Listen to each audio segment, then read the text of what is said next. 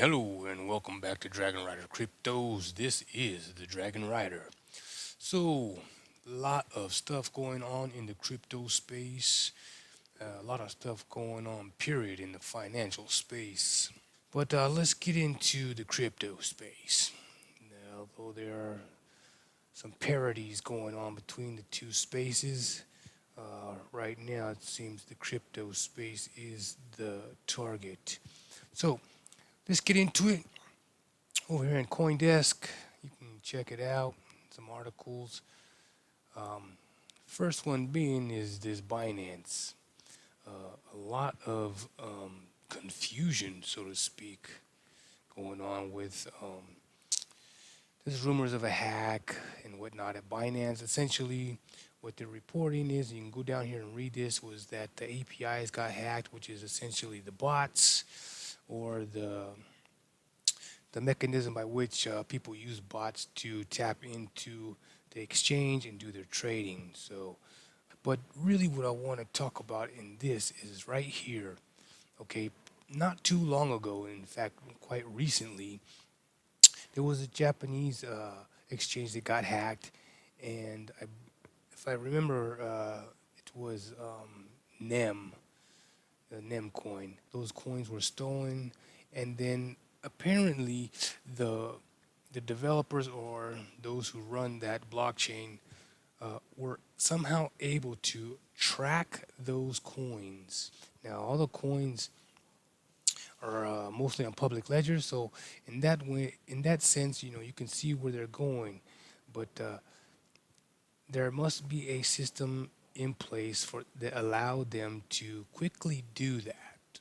Okay, so what I'm saying is they have the ability to track the coins. Now we're looking at the coin or Binance situation right here. Their Binance CEO Changpeng Zhao announced that this exchange, Binance, had the ability to reverse those transactions. Okay, so the exchanges have the ability, or at least some exchanges and some blockchains apparently have the ability to not only track but also to reverse exchanges or trades or so-called hacks.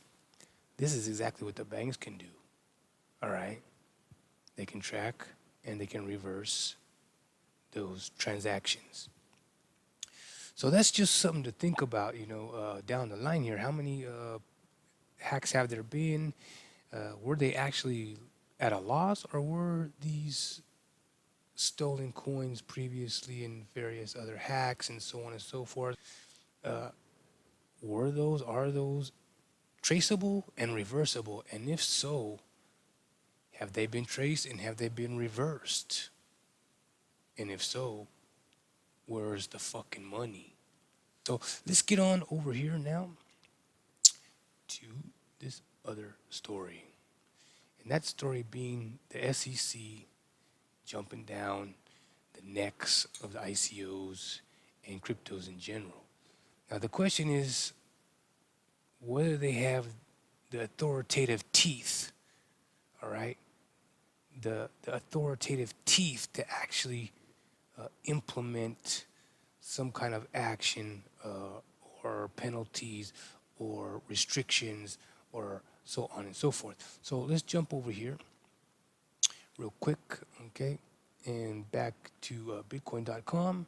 Here is the site address. You can come check it out. So real quick, Bitcoin and cryptocurrencies are commodities, federal court rules. Now, I don't give a damn what anybody's saying FUD-wise as far as whatever country you might be in. If you're in the U.S., this is what matters right here, all right? What the legal precedence sets, all right? This is what gives the entities, the SEC and other entities, the teeth, the legal teeth to take action, all right, to penalize, to penalize, and so on and so forth. So, courts, financial regulators, legislators, and governments around the world are struggling to fit Bitcoin into their existing frameworks, okay? So, we're going to come down here. A new ruling by the U.S. federal court tilts the scales towards viewing them as commodities. This is important, all right? The federal courts are are saying that these coins, these cryptocurrencies, are commodities. All right. Bitcoin like cryptocurrencies can be regulated by the U.S. Commodity Futures Trading Commission, CTCF, or CFTC, sorry. U.S. District Judge Jack Weinstein ruled on Tuesday.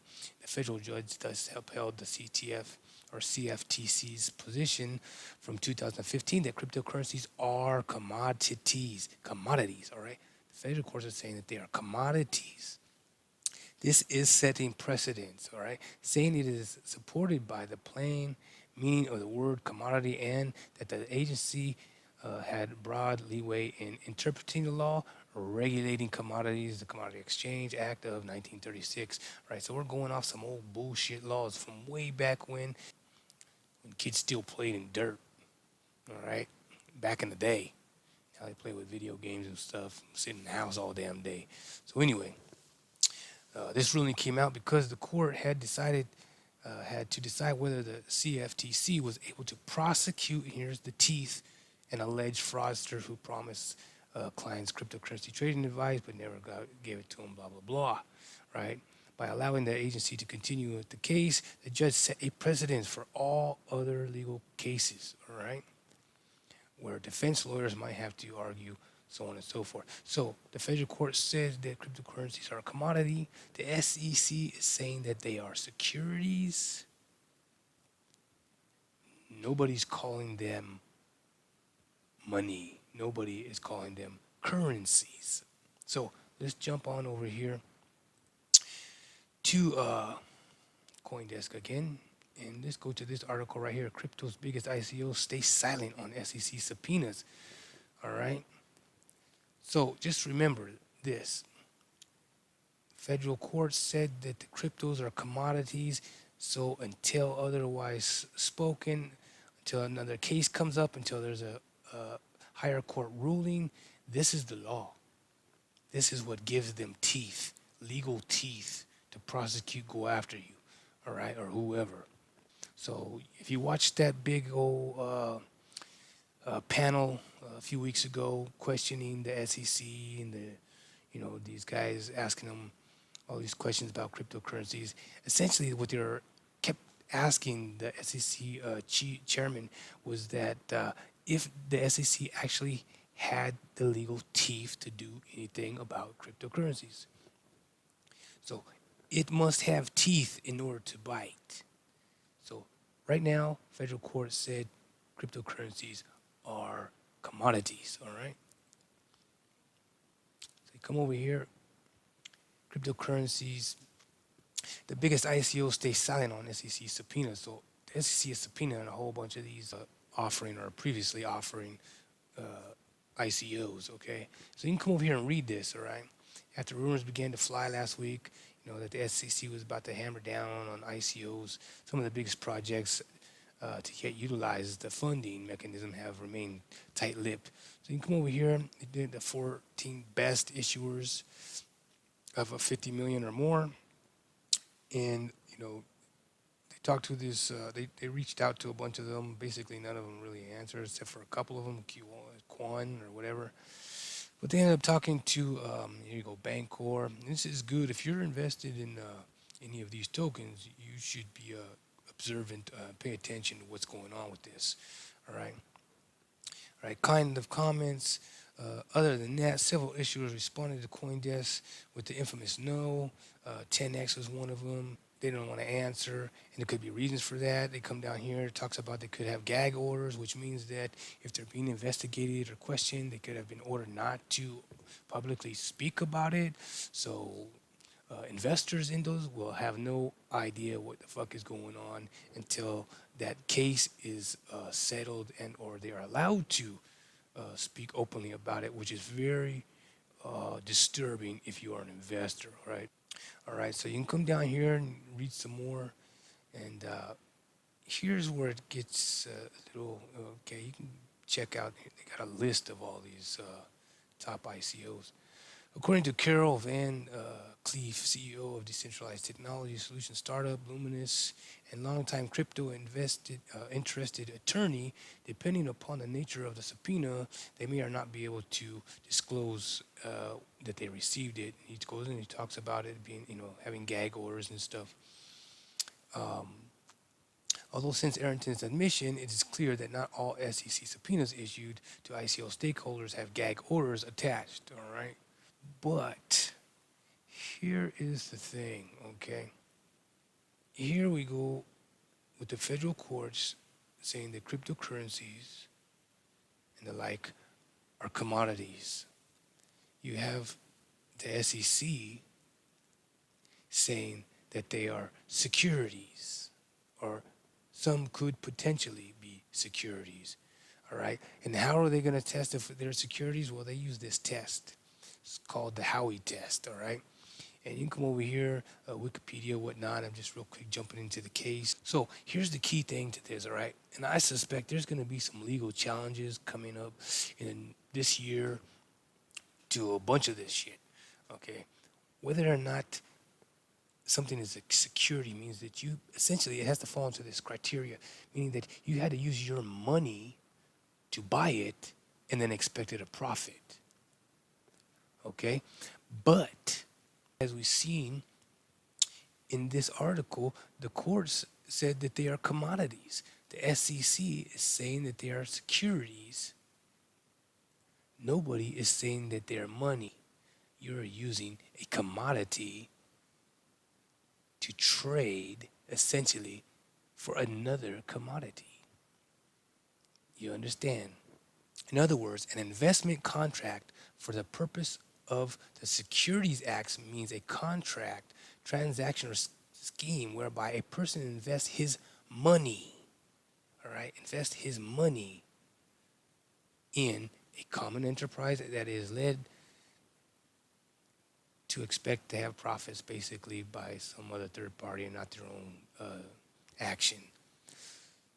So we got one part of the government talking about, the judicial branch talking about it is a commodity. We got the SEC saying that it is a security, but nobody is saying that it's money, that it's actual currency, all right?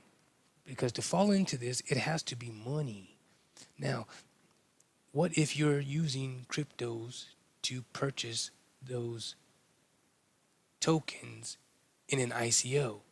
Those cryptos are not money. They are not currencies, so-called currencies. Now, here's the other thing. The IRS is taxing cryptocurrencies as if it was money, but they too are calling it a commodity. Okay? It's a commodity. So it's essentially you tax a commodity on the gains, all right? You tax a commodity on the gains that you make from selling it or trading it, so on and so forth, however they want to interpret that particularly. But it's not money. It's not currency. So there it is, some food to think about.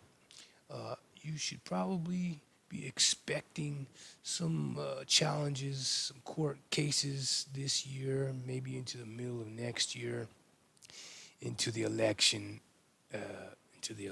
time, the next election coming up. So there it is.